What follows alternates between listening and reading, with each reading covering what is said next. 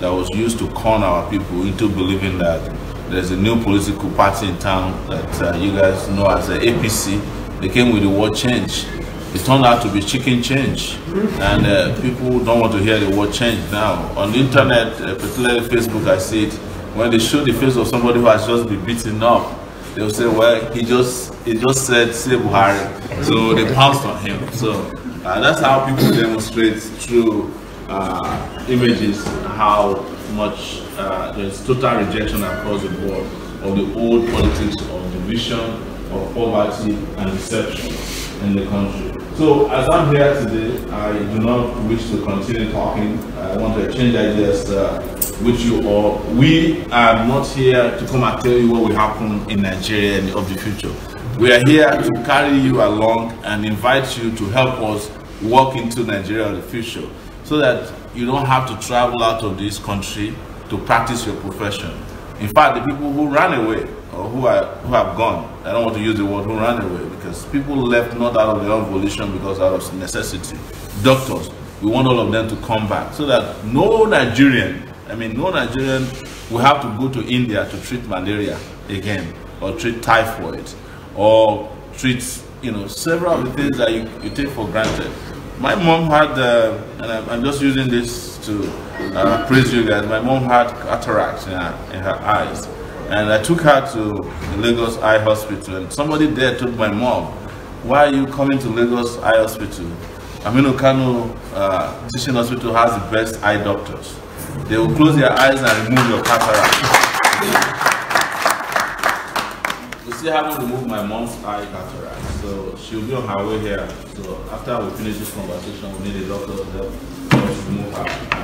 But most importantly, you need to remove the cataracts of the eyes of our people who are still hoping that they can see the future through the cataracted eyes of politics of 5,000 naira, of 2,000 naira. We need to remove the eye cataracts of a lot of people have cataracts in their eyes, but not the physical one, but the political cataract.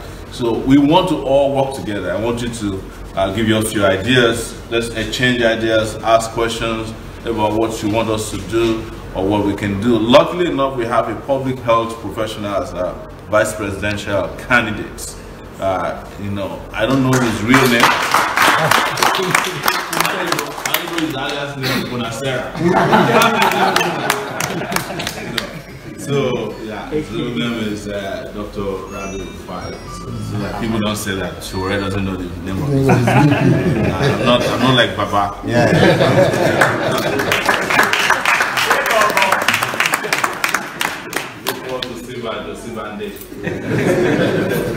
So we're happy that you're here. Thanks for taking our time to interact with us. We really appreciate this, and we will be back again soon. We'll be back in 2 different capacities. We'd love to come back to Kano to keep campaigning, but most importantly, both as President and Vice President of the Federal Republic of Nigeria after February 16, 2020.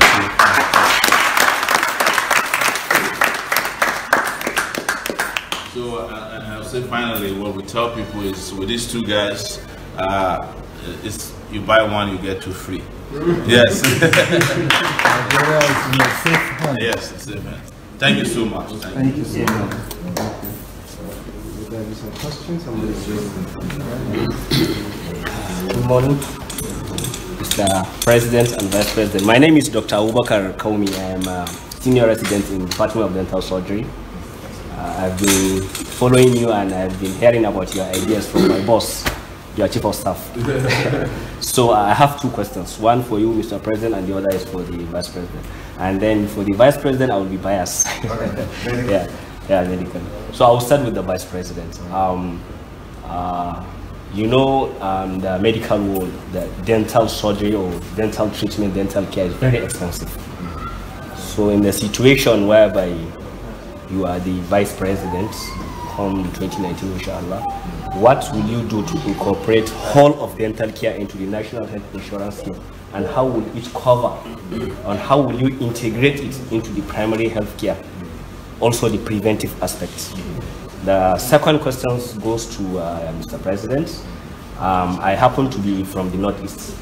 I I was born here in Kano. I grew up in Borno. You will be during the peak of insurgency from 2009 to 2015. I was there completely as a medical officer, as the head of dental department of the State Specialist Hospital, Damaturu.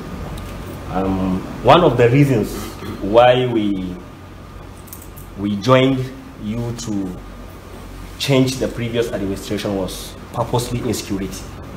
Yesterday, they shared some disturbing videos about the technically defeated Boko Haram, overrunning military bases, killing a lieutenant colonel, the CO of that base, 157 Battalion, I think, in Ganzai or some local government.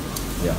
So, as the president and the commander-in-chief, by the time you assume office, how different, how will you going to tackle this? Because we have been seeing checkpoints, bases, always repelling attack. Always, almost always. We have repelled, successfully repelled. And we are told that the best way to defend is to attack. So as the commander-in-chief, how are you going to tackle this insecurity once and for all? And then we'll move to the next thing that is disturbing us, because we cannot progress as people if we don't secure life and property, we don't secure our borders. Thank you very much. I'm going to use both my left and right hemispheres actually to answer a medical question. Well, you will remember back in the primary healthcare days, I think this is the 50th anniversary, or even 40th anniversary of primary healthcare, 40th specific. Now more than ever came 10 years earlier, where mental health, dental health is a core component of what primary healthcare activities should be. But you realize that even in the more established, mature health system like the NHS of England, the dental services is outside some of the coverage of the NHS service, so as the ophthalmology services and so on. And I understand that even today, Britain is looking for over 40,000 nurses, even before the final Brexit deal come to, fruition and so on. So the whole world is scarce of what health manpower is a big issue. And you will agree with me that there are fewer dental surgeons. We just had our College of Dental Surgery in Kano, despite that our medical school has been in existence for quite a while.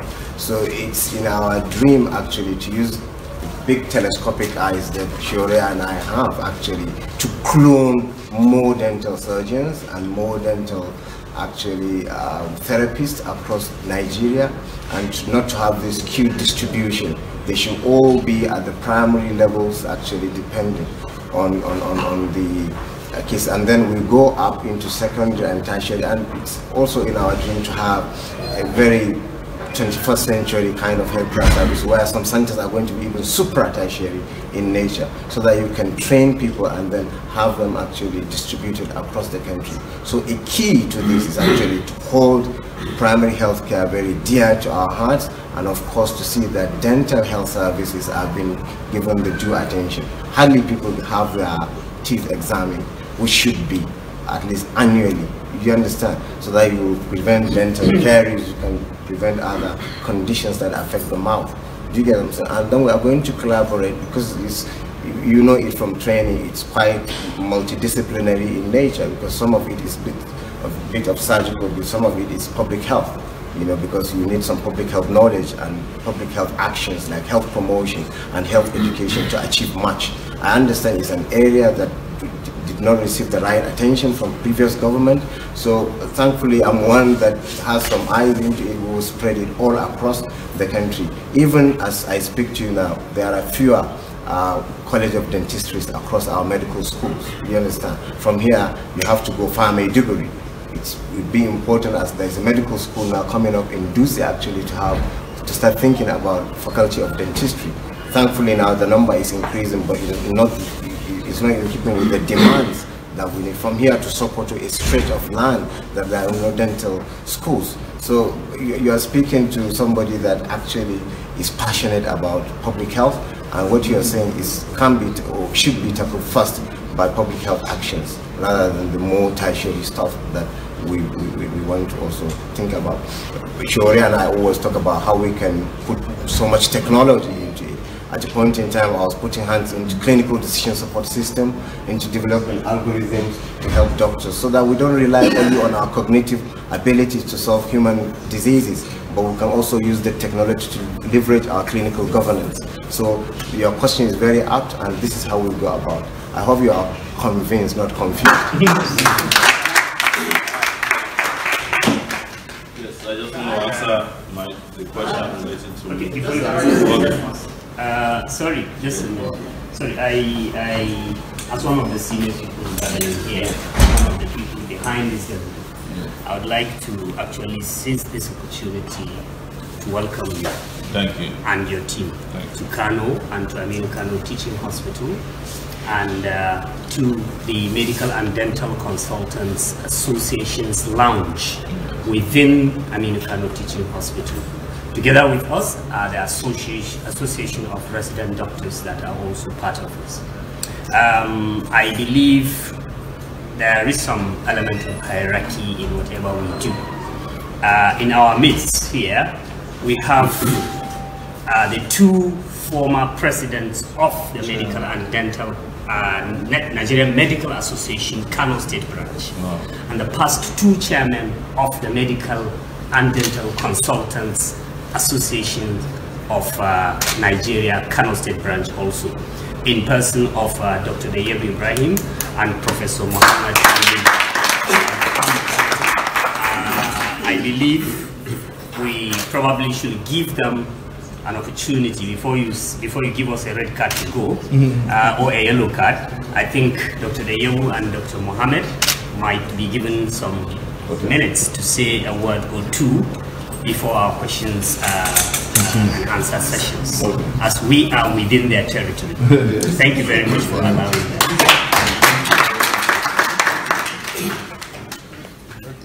Well, I'm the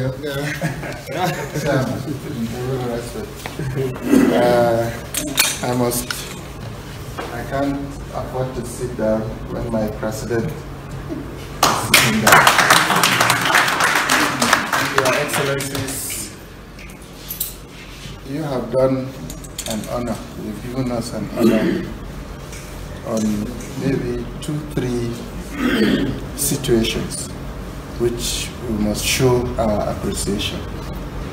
One, you have done an honor to medical profession, which I think is the first time we are witnessing that, to have a member contesting and inshallah going to be the #2 citizen of this country.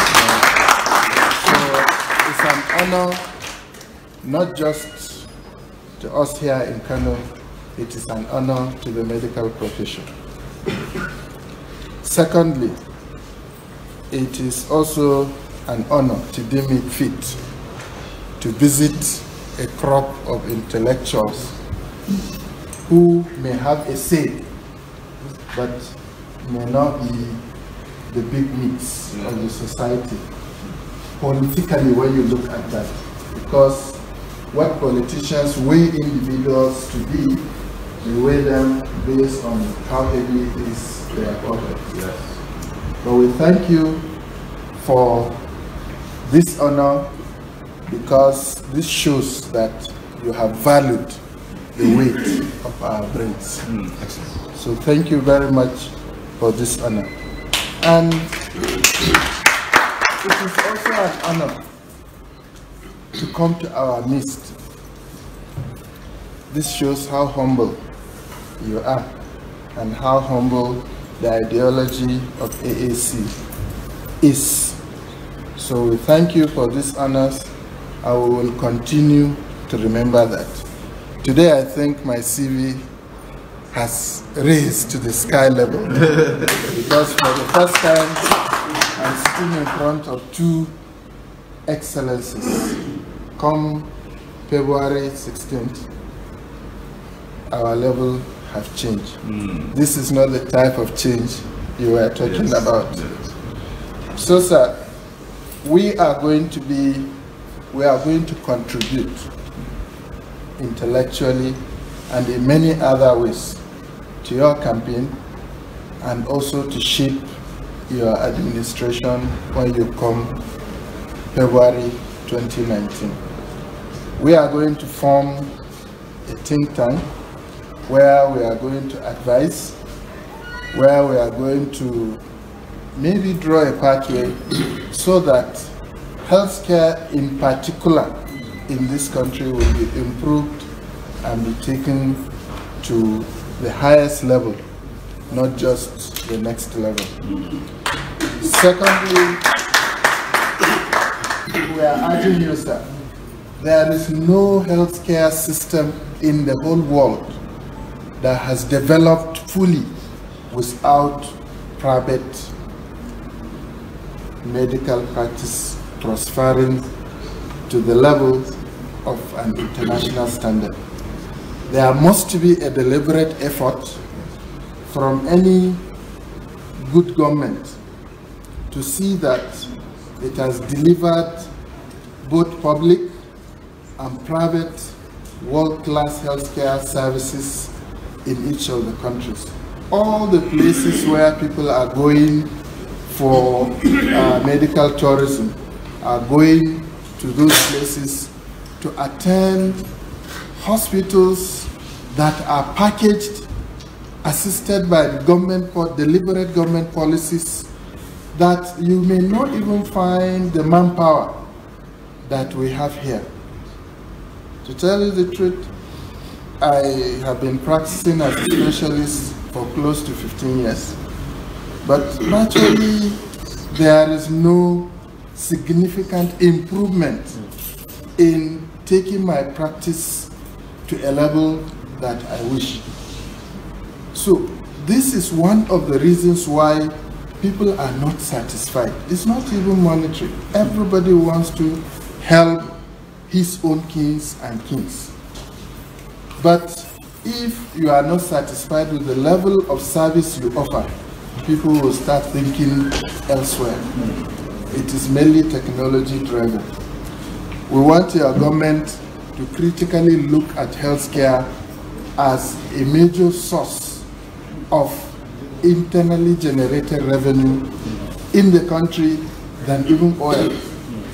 Most places now, healthcare provide their IGR more than any other commodity that they have or they are blessed with. You can only do that if you deliberately target the public hospitals by creating a special fund, like what I call tertiary health institution trust fund, that can help develop the facility, train our members. Whoever you see training in Nigeria now is only doing it out of his sweat. There is no deliberate effort to fund training. So if we can have that, you will develop the public health care to a special level that it will serve the people. And it must also target the private healthcare facilities by deliberately creating a zero-level financing so that we can develop our private services to the world-class level, where people will now be coming. We will now turn the tide so that instead of medical tourism, we will now be the tourism hub of healthcare in Nigeria. We can do that by so many ways. I don't want to bother you too much, but we will package whatever ideas that we have through one of our own so that it will reach you. We thank you for this honor. We appreciate your coming and we will support you always. I will add another Hausa vocabulary. Muma Mumbi.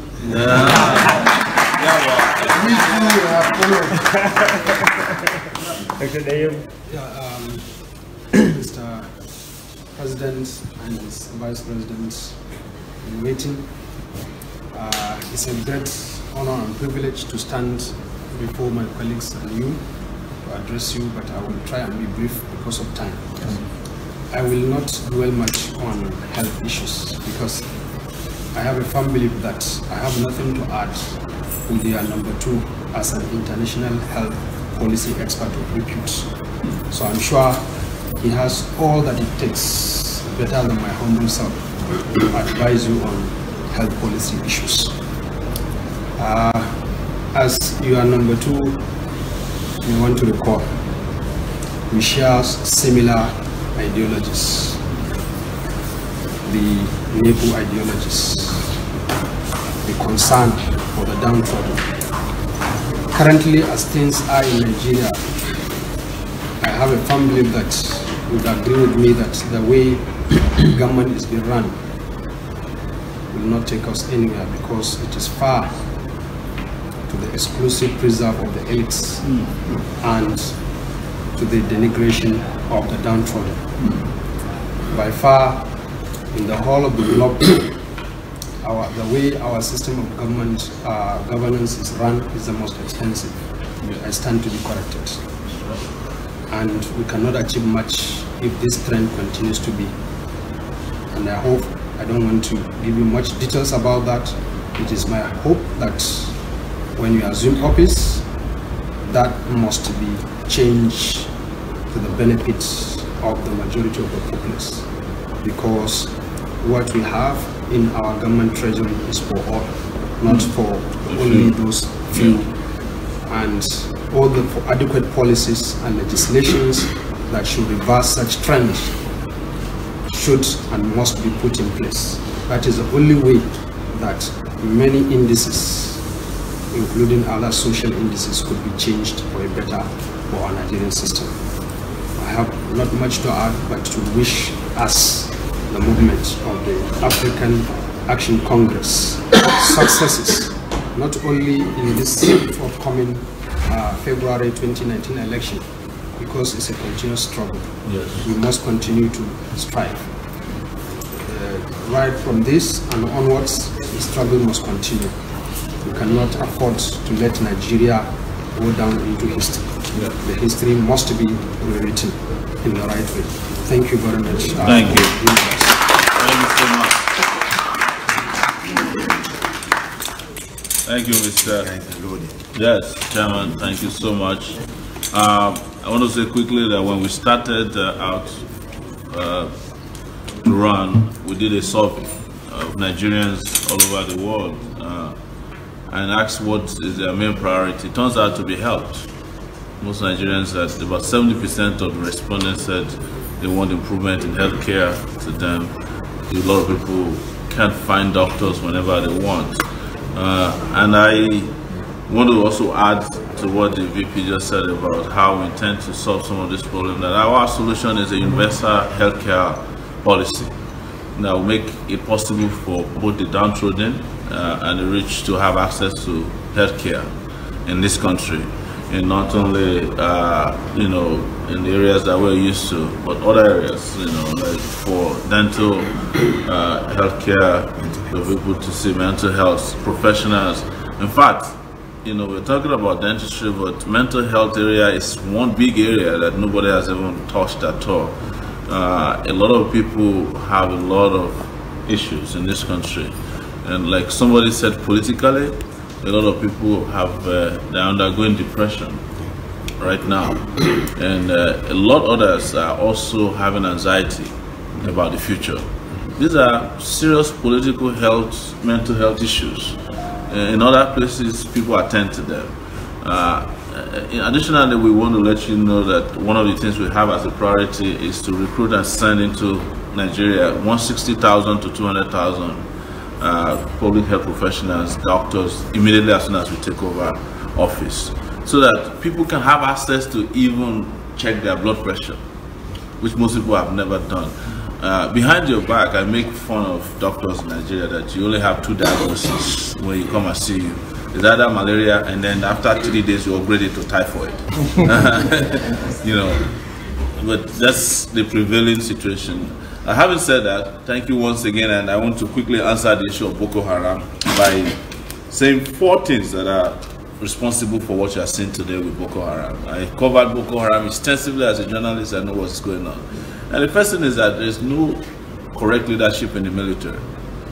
The leadership in the military is weak, is compromised, is corrupt. I'm saying it, you're hearing it from me, and I've said it several times, I've documented it, and that's the problem. The second is that the military has no business in public civilian policing.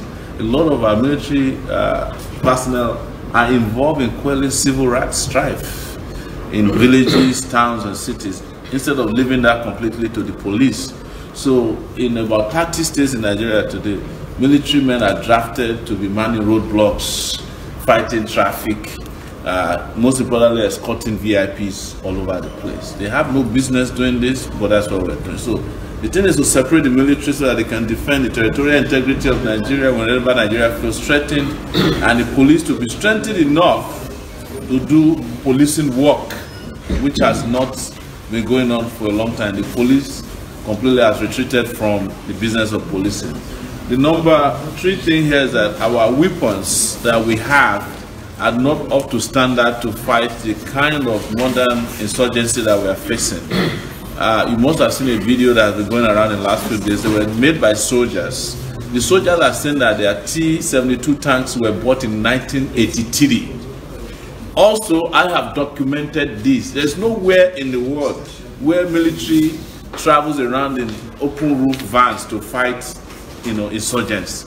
They use what they call armored personnel carriers. Even armored personnel carriers sometimes are not adequate. Every day they keep improving upon that. But you know what they do in Nigeria? They get the contracts, they give it to somebody somewhere in Abuja, they go and import vans, they take it to Weather to be adding some accessories to it, including gun carriers, and then they start driving inside the desert.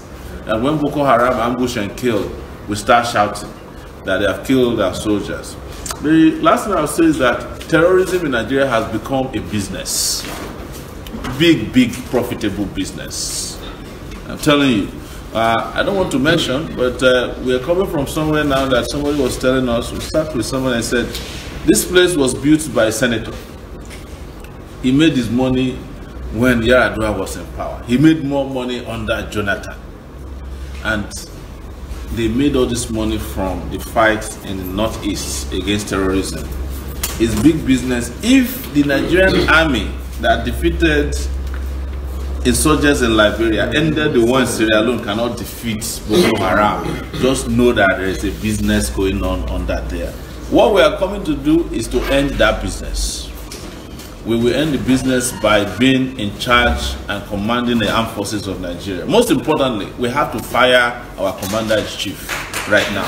The man doesn't know what he's doing, and we cannot be wasting our time promoting and voting for the same people who have failed us in the last 3 years. Yes, we voted out Jonathan because he was engaging in corruption, but we have also found corruption in the armed forces now in a way that is compromising the integrity of our people. Listen, when they started the war on terrorism, when the Boko Haram thing started, people, they come almost neutralize it by making it a religious affair. Oh, it's Boko Haram, Christians fighting Muslims, or Muslims fighting Christians. And some Muslims also inadvertently became defensive for Boko Haram by saying, oh, you're attacking us because of our religion. Today, Boko Haram is no longer killing Christians. They are killing anybody they can find, particularly Muslims. They have bombed more mosques, now we know, than they have bombed churches. Because we said it from the beginning that this war is not about religion, it's about people who are fighting against society. And it is what society did years ago. The education we refused to give children where they needed it in Maiduguri is what is fighting back. The poverty that our politicians promoted is what is providing the ready-made army of young people who are willing to go and die for Boko Haram leaders. So having understood this, having studied it, having worked on it, I'll give you, and I'm not making mouths, as I said, I'm not bragging. Knowing what I know about the war against terrorism, I can tell you that we can take care of Boko Haram in a matter of months.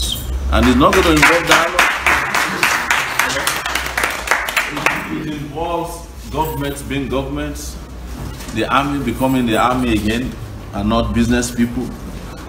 Getting rid of generals who are businessmen. Generals who want to be businessmen should be allowed to do business. Soldiers are fighters, and they should be allowed to fight with all the equipment and the training and the protection they need. Soldiers are crying out to us. This is the first time in Nigeria's history that soldiers are begging civilians to come and help them. If this was in the 90s, I mean 80s, we would have had a coup.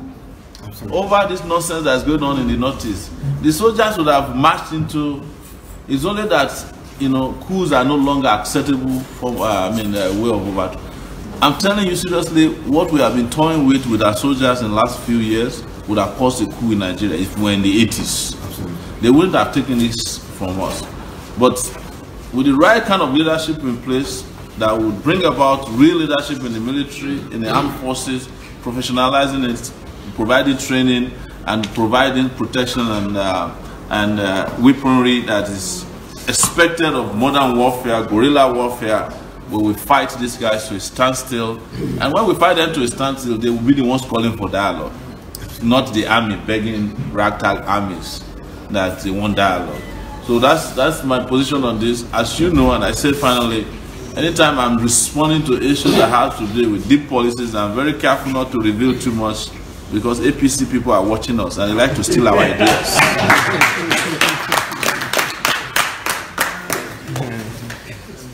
Thank you. Thank you. You willing to take more questions? I will take one more because we still have to go. Okay. Somebody wanted to ask a question. Why drive this up? Wait.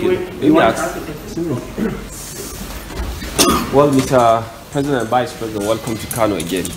I've been a follower of Sowore from 2006. I am an avid leader of Sahara Reporters. He changed the media landscape. For that, I have great respect for Mr. Sowore. Well, you already have a big profile as an activist and as a media man. And a few things I want clear from you is your thoughts about the governance in Nigeria, particularly issues of resource control. You are from the Niger Delta part of Ondo State, where there is oil. I have read your history. You are also almost shoeless, but not as shoeless as Jonathan. You understand? So, from the north, there is this aversion to issues of resource control, and you are in the north. You have to be open to us. Do you also subscribe to the idea of resource control? Like Atiku is promising, like 90%, I think, of oil to the regions that produce it. In the north, we are landlocked. We have vast land. We have agriculture. But everything we have had been taken away from us when oil came on board. Yes. Even the electricity, we struggle to get it. 90% of the electricity is in the south. The NIPP that were produced from the money that was taken from the 3 tiers of government, I think there is only one in Kogi State, which is in the north. All of them in the south. So we don't have anything. Even the industries are dying. So, and you've seen the army of youth that are in Kano, whose future is at stake because of these problems. So on top of this, even if you're going to have resource control, we want to see how you want factors in the northern region as we head toward that. Again, the issues of Nigeria with NNPC as a cesspool of corruptions, and Atiku coming up with this idea of saving NNPC. You understand? I know you are a socialist, you may not buy that idea, you understand? But I want to know, what exactly do you want to do with NNPC?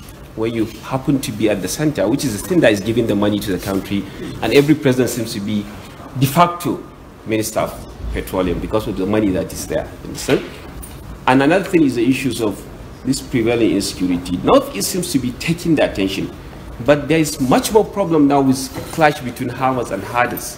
You go to Zamfara, every day people are contributing money to save kids that have been kidnapped. Kidnapping is becoming a big business now. We never knew about kidnapping now, but you are lucky that you have a policeman protecting you. With Sowore's name tag, probably when you go outside, somebody can decide to take you and get like 2 million naira, 3 million naira from Sahara Reporters. And this thing has been going even unreported. So we want to see, how do you intend to, you said, yeah, military is not supposed to be in the mainstream of fighting this thing, but the police is so much corrupt. It's so much inefficient. You don't even rely on anything. The system is so much bad that you don't trust anybody now. And you're here, you are young, we're happy, you belong to our generations, you have the energy, you have everything to take us to that promised land. So I really want to see clear thoughts, not really saying that, okay, we'll do that, we'll do that. Clear thoughts on how we are going to do that. And again, I want to make reference to what my former chairman said. He was trying to project healthcare as a revenue-generated instrument. And I know healthcare all over the world we are treating as a social security concept. You seem to have bought into that idea, but you have not crystallized that. Are you buying truly that you're going to make healthcare a commercial adventure where you make revenue from it? Or you are trying to make it as social, as closer to what we see in the single payer system, now that we have a system where we are paying healthcare under 3 tiers of government, which is a very cumbersome thing, you understand, with probably less than 5% universal coverage. So these are the few things that I want to get from Mrs. Sowore, and I wish you good luck in your adventure. Thank you so much. The last question, so we can answer all of them at once. Last question, please.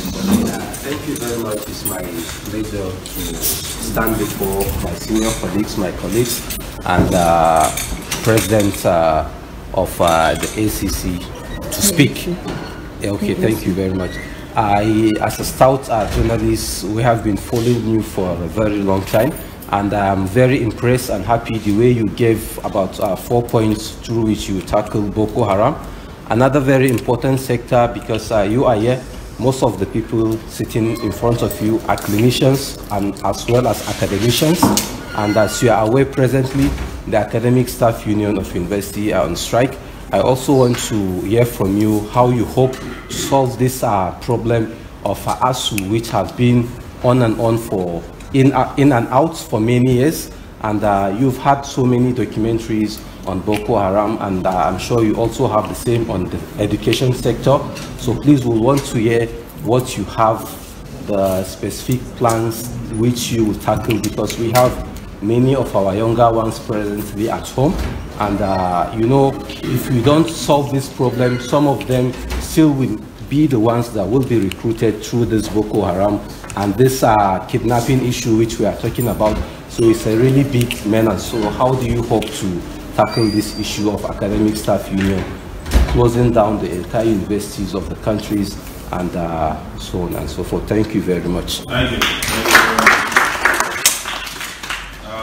So the question of the governance, I'll go straight into it. And resource control is a big masquerade in the room that you're talking about. And I want to answer by saying, you know, people who are saying or shouting about resource control have no idea what in some ways resources mean, or resource mean. They don't understand something that I come from that region, that even oil as a resource has a limitation of a timeline. That's, you know, the lifespan of oil is no more than another 10 years before it will become a useless resource. The reason is simple. Technology is driving how cars are made, aeroplanes are made. A lot of cars are no longer going to rely on petrol in the next few years. They're going to rely on solar energy. And one of our cardinal ways of generating energy in Nigeria is to come to the north and use solar energy to be a major source of generating electricity. So if solar energy becomes a major source of generating electricity, and most of the solar farms are based here in the north, so you are going to be the owners of the next oil. And as a result, you will be the ones actually shouting for resource control when it's time, because everybody will be buying electricity from the north or energy from the north, because you are using renewables to generate energy. One of the things I want, by the time you get there, however, I want even the people who will come together in Niger Delta that, listen, Nigeria as a country, we might have poor people, but don't forget that this year alone, a state called Kebbi generated, I think it's Kebbi, where they grow rice. They generated 150 billion naira from rice cultivation alone. The state, if they decide, don't even need to go to Abuja to go and ask for oil revenue. That means people are getting creative in the way they generate resource in this particular part of the country. But most importantly, let me also go philosophical. Let's assume that, you know, the Niger Delta becomes Christmas tree at night. Sure. They have so much wealth, but they are yet surrounded by poverty. You know, from Benin, Edo State to, you know, Kogi State. Do you think that the rest of the country will be looking at you if you are wealthy and you are just there? They just, look at Niger Delta area. They have money, but the rest of us, we don't have money. We just wake up and pray for them every morning. They will invade the place. America is an example. America has the best army, navy, air force in the world. But whenever poor people want to come to America, you heard about the latest caravans. Everybody start moving towards America. America cannot do anything about it. Even if they construct the wall that Donald Trump is planning to construct, people will burrow through the wall, under the wall. People will jump over the wall. They will create aircraft that can deliver people on the other side. You know, a one-time, you know, aircraft. Stupidity is the way I call it when people say they want to construct walls. Walls cannot stop poor people from going over to poverty. Why do you think young Nigerians are willing to go from here, Kano, here, to Agadez, from Agadez to Libya, and from Libya to Europe? And then they know that most likely they will die in the Mediterranean Sea, but yet they will make it. Because when people are poor, they will do everything to climb out of poverty. So people who are talking about resource should not forget that the biggest resource Nigeria has got are the Nigerian people. And that one you can't control. There's no resource control that can control the people, but you can channel the energy of our Nigerian people to make the whole of Nigeria well defense, to make this place become the food basket of the continent of Africa, and to affect the life of Africans. That is the president that I'm going to be. It's not the president that is fighting for one section of the country to be rich while fighting for the rest to be poor. No. And what is most important is for Nigeria to have leaders who can control and manage, not control, but manage its resources. When the resources are properly managed, nobody will ask for resource control again. The reason is that if I can travel from Port Harcourt to Maiduguri in 4 hours and a fast-moving train, Maiduguri to Lagos, who cares about resource control? I'm able to move, I'm able to conduct business, I'm able to be happy in Nigeria. Doctors are working, universities are not on strike, because we are managing our resources now, not controlling it. Because the people who are shouting for resource control the most, do you know them? The Jonathans of this world. What did they do with the resources that they had? They had oil selling at the point almost $120 per barrel. The resources, I mean, money came in. The Niger Delta today is poorer than when oil was selling because of the characters that were managing the resources that they were controlling. That is the fact that 13% of Nigerian revenue still goes to the Niger Delta region. So I'm not here to divide Nigeria, and I'm not here to conquer Nigerians. I'm here to manage the resources of Nigeria so that the people that we call Nigerians can become the biggest resource to themselves, and they can become happy as a result. And we will no longer have the North versus the South. You know, some people are actually calling for regional governments. But the truth is this, you know, which region today can manage its resources? Where, even when you create the regional government, where are you going to find the people to manage the regions? Where are the Aminu Kanos again? Where are the Bafemi Awolowos again in Nigeria? Where are the Michael Okparas again? They don't have them anymore. So you create regions, the regions are still going to be managed by the thieves who are trained in Abuja, who will return to their various regions. That's You know, yesterday I got a boo-boo, Agbada Babariga, but he didn't have pockets to put dollars. I wasn't happy.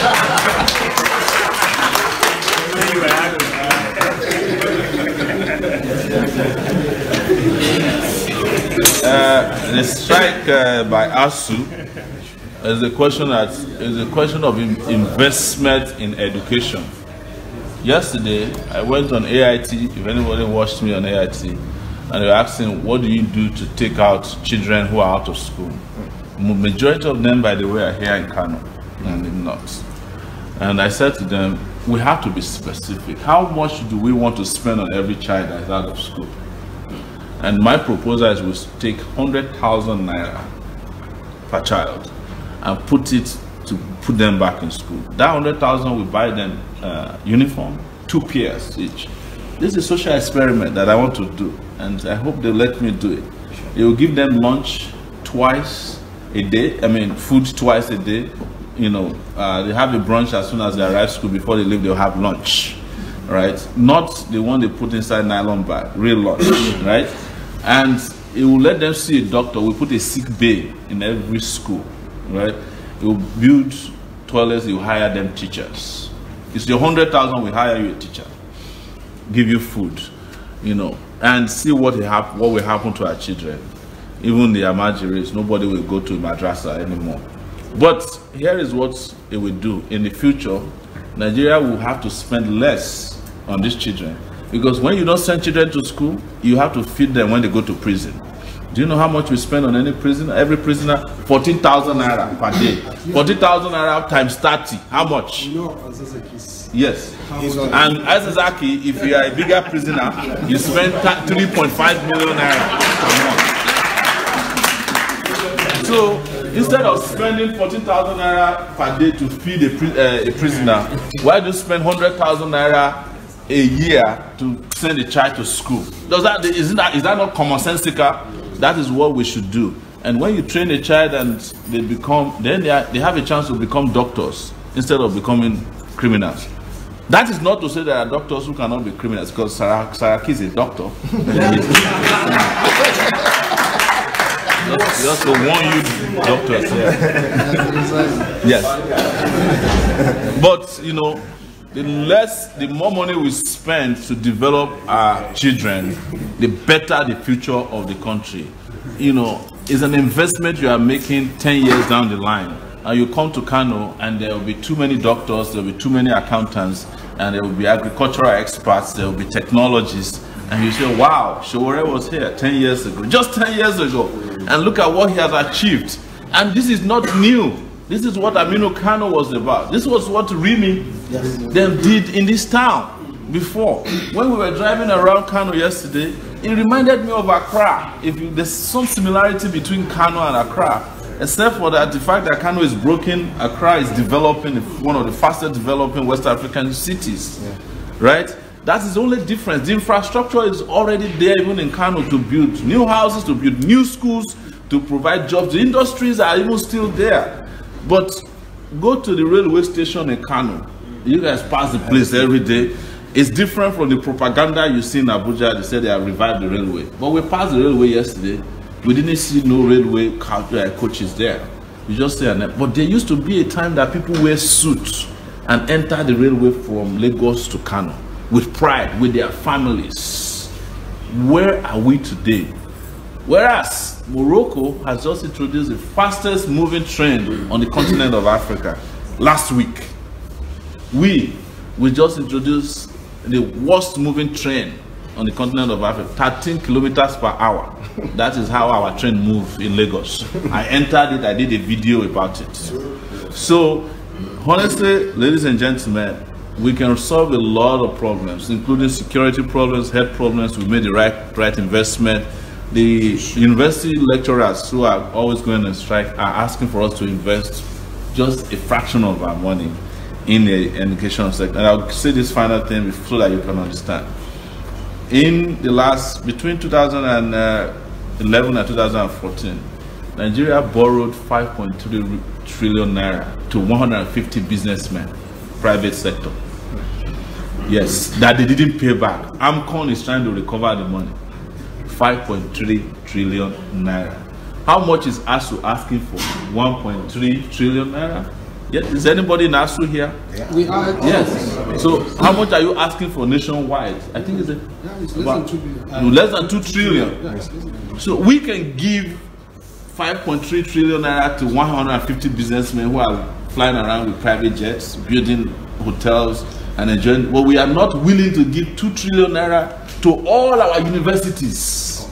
For all of them, not one university. All of our universities combined together. In fact, when I mentioned yesterday I want to spend 100,000 naira on every child, one PDP chieftain was mocking me on Twitter. Sowore, can you imagine? He did the calculation and he said, how can we get 1.3 trillion naira to give to children who want to go to school? But the question is, that is less than what Atiku has stolen from Nigeria when he was vice president.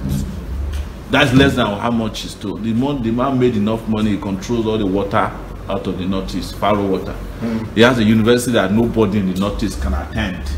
He built it. and you are there mocking somebody who says we want to give money to children to go to school.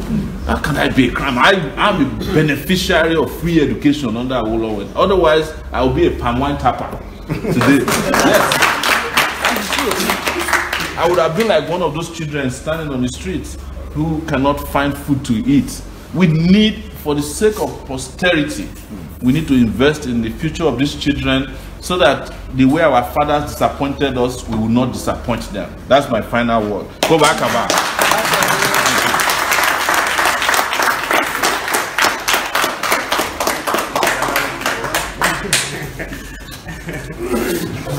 Thank you very much, Mr.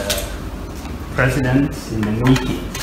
I want to ask Dr. Mohammed Datti, the consultant anesthesiologist in this hospital, to give us a closing remark so that we can allow you to go, because you have a tight schedule.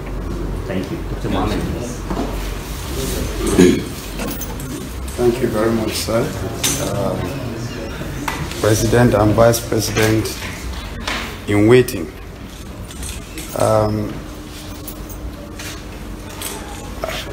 sure we are convinced that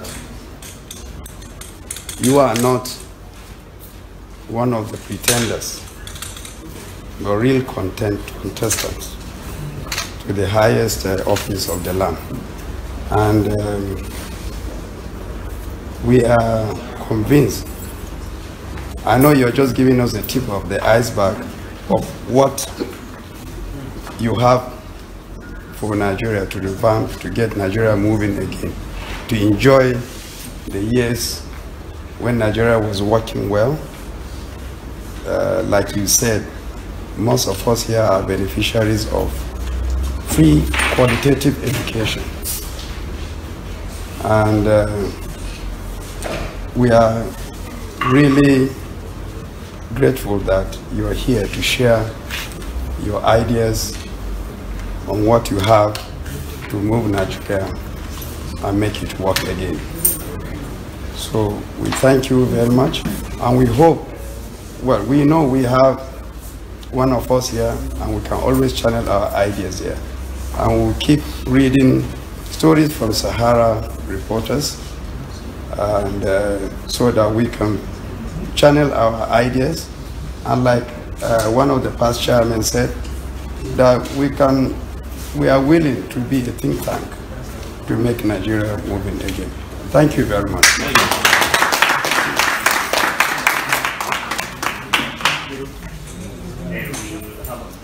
Oh, absolutely.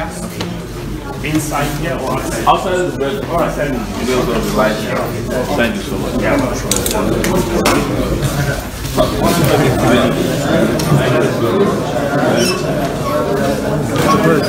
Thank you. Thank you so much.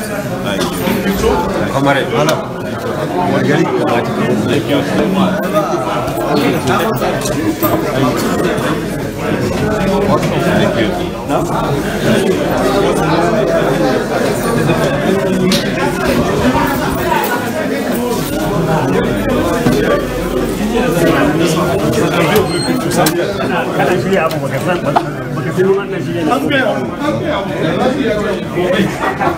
So why we go join a group picture? I think somewhere like I think it's best. I think there are many, but when it comes to the presidential and vice presidential candidate Omoyele Sowore and Rabiu Ahmed Rufai just concluded a meeting with the medical community and just joining us, we are still live in Kano, Nigeria. And Omoyele Sowore and Rabiu Rufai just finished a meeting with the medical team in Kano.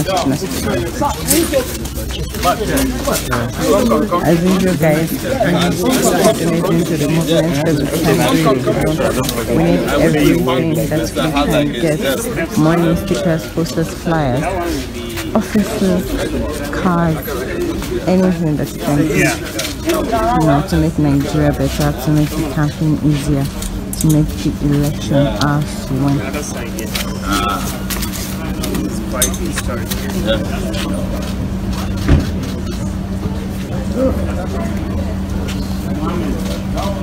Thank you so much. So that's it for now, guys. Thank you so much for joining on this broadcast. Turn on your post notification, and I'm sure you come, to join us online soon as you get the notification that we'll be live. It's like I'm your skin again. I'm still your favorite TV girl, Zainab. Bye bye.